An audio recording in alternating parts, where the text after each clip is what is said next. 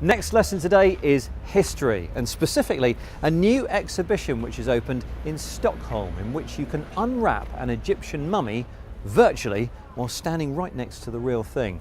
Now, it uses technology designed by Swedish developers and originally intended for use in virtual autopsies. Neil Bowdler is your teacher. Underground in the vault of a former bank in central Stockholm lies an Egyptian priest.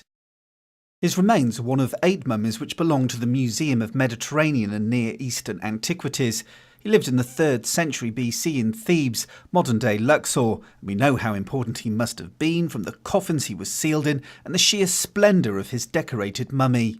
We know that his mother's name was Takarheb, and then we can also see that he belonged to the upper classes of Egyptian society because he could afford an expensive mummification. Not everybody could. And he also has a gilded cartonnage, he has 2 coffins, and he has a lot of amulets. The museum's Egyptian collection has just undergone a radical transformation, which involved disturbing Neswaiu and the other mummies from their slumber. They were taken to a hospital to undergo CT scanning to see right inside the bodies and wrapping. Next, the coffins and mummies were photographed from multiple angles, and the 2D pictures used to build a 3D surface map using recap photo from software company Autodesk. All the data was fed into this virtual autopsy table, which sits in a room next to Neswaiu's body in the new permanent exhibition. We can actually look at the mummy in greater detail, beginning with the outer coffin, and then just peel off layer after layer. The inner coffin with all the inscriptions, and then you have the cartonnage covering both the head and the entire body, and then the wrappings and the bead net protecting the mummy from anything evil, and then down to the skeleton with details about, for example, dental health, dental status. We can actually see the infection in one of the teeth, and then we sort of just dress him again back to the outer coffin. CT scanning Neswaiu doesn't just allow us to unwrap the mummy, it also allows us to find objects like this. This is a 3D printout of a falcon-shaped amulet that was seen inside the mummy.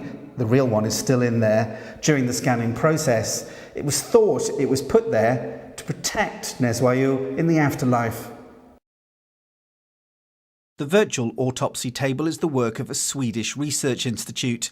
They first built the software, which is called Inside Explorer, for autopsies in hospitals and for use by medical students, but they've since moved into the museum business. They've worked with the Smithsonian in Washington and the British Museum in London, but the Neswaiu project represents the most advanced work yet.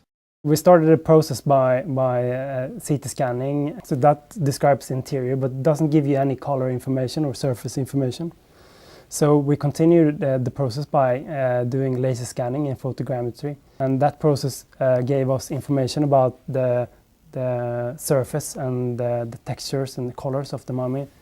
And then we're taking all of that data and put it onto the table to make it accessible for museum visitors. For the Egyptian curator at the Mediterranean Museum, the digital scanning project offered a unique chance to enhance both her understanding of the mummies and pass on what they learned to the visitors.